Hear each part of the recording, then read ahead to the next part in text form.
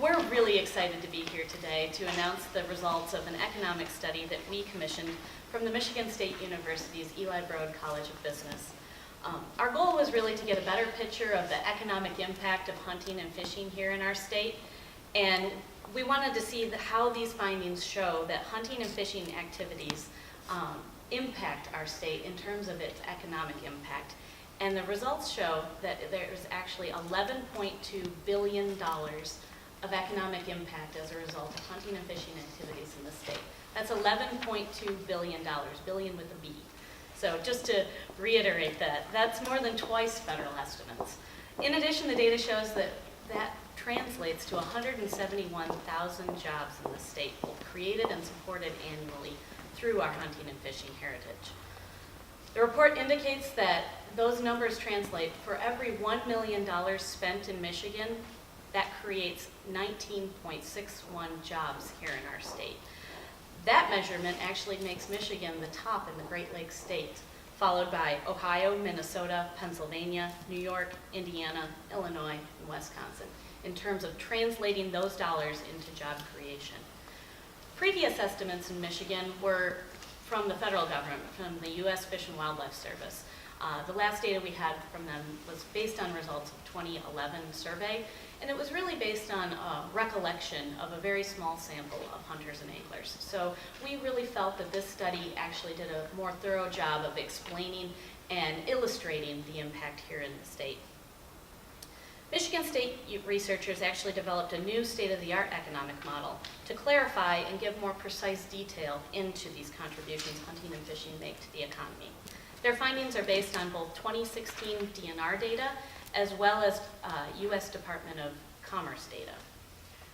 The report took into account broader spending by Michigan's 700,000 hunters and 1.1 million anglers across the state, buying gear, clothing, boats, hotel rooms, and traveling to and from their destination.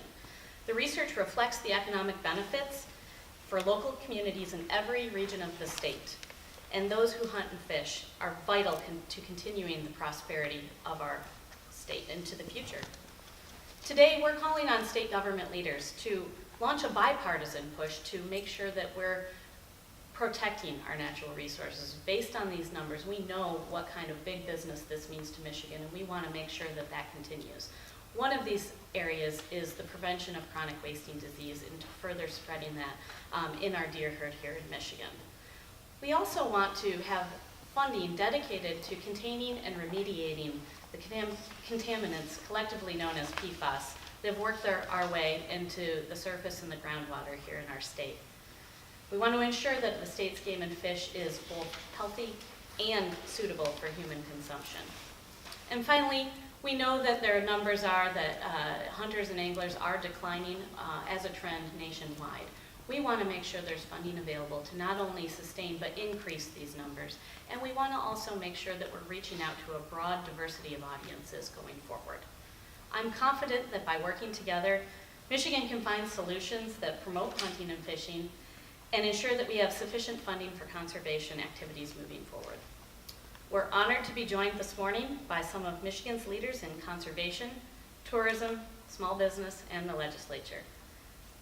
Please allow me to introduce Demmer Center board member, Bill Demmer. Thank you so much for hosting this event this morning at your beautiful training facility. It's easy to see why this is a site approved for shooting and archery training by the U.S. Olympic Committee. It's a fabulous facility, and we're so pleased to be here today. We're also joined by State Senator Curtis Hertel Jr., Jeff Poet, president of Jay's Sporting Goods. Jeff also serves on the board of the Michigan Wildlife Council, and the new director of the Department of Natural Resources for Michigan, not to mention my former colleague, Daniel Eichiger. Thank you all for being here. Now I'd like to invite State Senator Curtis Hertel to talk about the important role Michigan's hunters and anglers play in the greater Lansing economy and our state economy. Please welcome Senator Hertel.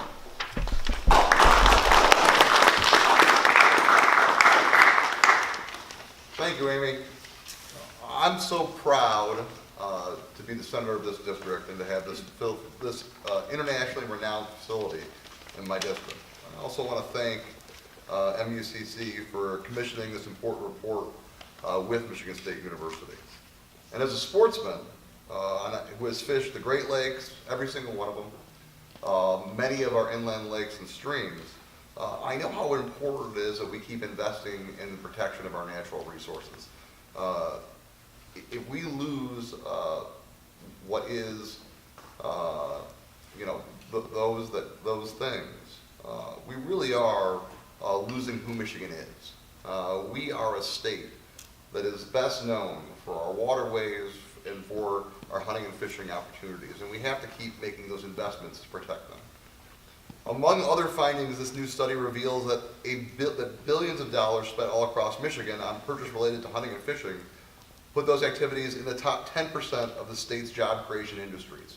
So it's not a small thing. It's not just, you hear tourism and you think it's small. This is actually a huge thing for Michigan, one of our top 10 industries. 171,000 jobs supported annually. In just this region, which includes Ingham, Eaton, and Clinton counties, $3.2 billion is generated annually from hunting and fishing related spending. That means the greater Lansing region is the second highest performing in the state, which is important for our community. At the same time, Michigan does face challenges. Hunting and fishing are on the decline in Michigan. As our population ages, and Michigan is getting older, we are spending less time in our woods and in our waters. That's why we must continue to work together to better promote the joys and opportunities of hunting and fishing in the Great Lakes to younger and more diverse audiences. So it's important to protect our natural resources, but it's also important to make sure that we're reaching out to people and they know about them, and that we're reaching out to others for tourism, but just educating people in our own state helps protect it long-term, our natural resources. Because if you've fished our waters, if you've been through our woods, if you've hunted and fished in our communities, you are more likely to want to protect those things that you know about and that you've experienced. So that's how we will grow participation and ensure that these sports remain a key part of Michigan's economy. I'm committed to working with my colleagues in a bipartisan way to protect our natural resources and to continue to promote hunting and fishing in Michigan. And I'm proud to do so. And it is now my honor to turn things over to Bill Demmer and to talk about more about this study and what it means for the future of Michigan. Thank you.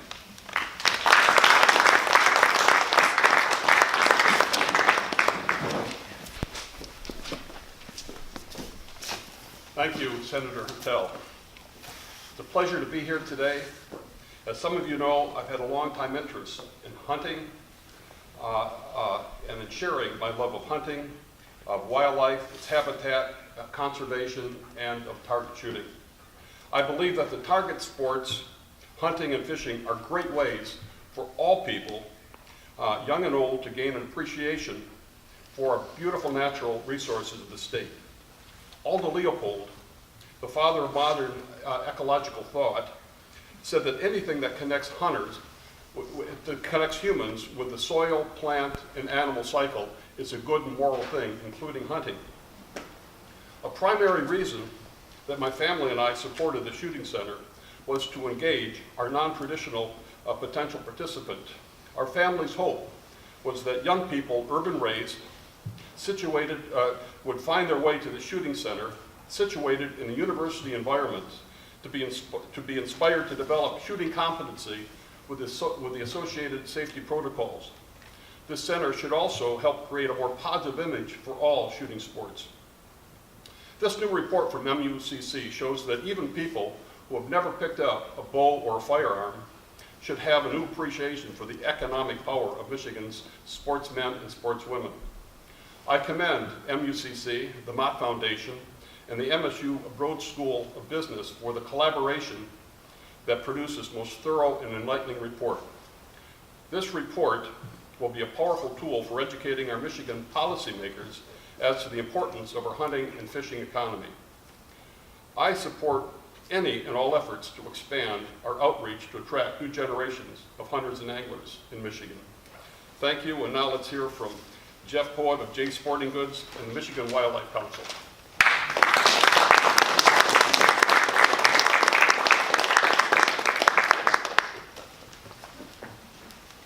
Thank you, Bill. As we've heard today, it's clear that small businesses throughout the Great Lakes state rely on hunters and fishermen to keep their cash registers ringing all year long. Whether you're a waitress in a mom and pop diner in Escanaba, or you're an owner of sporting goods stores in Clare and Gaylord, which I am, everyone benefits from hunters and anglers who enjoy Michigan's great outdoors every year. Many people don't know these men and women foot virtually the entire bill for conservation here in Michigan and every other state in the nation. That's a misperception that the Michigan Wildlife Council is trying to address. Hunting and fishing licenses and surcharges are used to pay for the majority of the wildlife management and habitat restoration in Michigan and across the nation. In Michigan, that amounts to $62 million a year. In addition, sportsmen and sportswomen donate thousands of hours of time doing their part to preserve Michigan, its great outdoors, and help feed the hungry. That's why it's so important to address the decline in the number of people who hunt and fish in Michigan. Whether we succeed will have a huge implication on how we manage and conserve our forests and water, today and in the future. Now let's hear from Dnr Director Dan Eichel.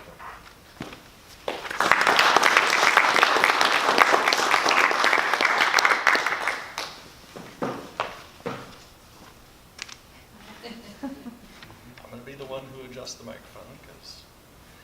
So thanks very much, Jeff, and my congratulations to you, Amy, and to the rest of the team at MUCC. This is big, important work that we're doing here. It's really important, I think, for the Department of Natural Resources to be involved in this conversation and talking about how integral and important hunting and fishing are to not just the conservation of our natural resources, but for the first time we're really able to tell the story about how important those activities are to Michigan's economy. This was a project that we're celebrating kind of the culmination of this today, and I was really proud during my time as a staff member at MUCC to be involved in getting this project off the ground. And you know, as the more that you get to interact with me, you'll see that I use this term a lot, that conservation is a team sport. So it's not just the Department of Natural Resources that's out leading, it's the Department of Natural Resources alongside all of our partners working in this space. And this project really wasn't any different from that. We had some really critical help. In fact, the folks who were the tip of the spear and doing a lot of the work to get us to this point were some folks right here at Michigan State University in the Broad School of Business. And I just want to mention those folks today. So first off, we had Professor Dr. Roger Callantone, Demmer Legacy Professor Dr. Shawnee Vickery, and Dr. Joyce Wang, all within the Broad School of Business. Each of these folks were the ones who kind of gave life to this idea. They gave it form, and they turned it into the product that we're able to interact with today. And while they couldn't be here today, I know that this work and the outcome of this 2-year-long project and journey that we've been on is something that they're all very proud of. In addition to that, I want to make sure that we recognize the important contributions of the CS Mott Foundation. Any project like this takes pretty significant financial resources to get it off the ground. And the CS Mott Foundation was right there from the beginning asking how they could help and how they could be a part of this. And I just want to identify a few folks with the Mott Foundation who are pretty critical in getting this thing off the ground. Sam Passmore, who is the director of the Environment Program at the CS Mott Foundation. Tim Eder, who's an Environmental Program Officer at the Mott Foundation. And Jemana Vasi, who is the former Environment Program Manager at the Mott Foundation. And each of them believed in this project. They believed that it was important work to do and that it would significantly contribute to the conversation around conservation of our natural resources. We've needed this kind of information for an awfully long time. We've always been able to tell the story about conservation and natural resources in Michigan. And really for the first time, we're going to be able to tell that story in a way that makes it real for folks in terms of economic development. That's a piece that we've never had throughout my career, my long career in natural resources, and it's a piece that we've been needing for an awfully long time. This is groundbreaking stuff. It's very important, and I'm so pleased and proud of MUCC for being the ones who are driving this discussion right from the get-go. So with that, let me turn it back to Amy, and appreciate the opportunity to be here. Thank you.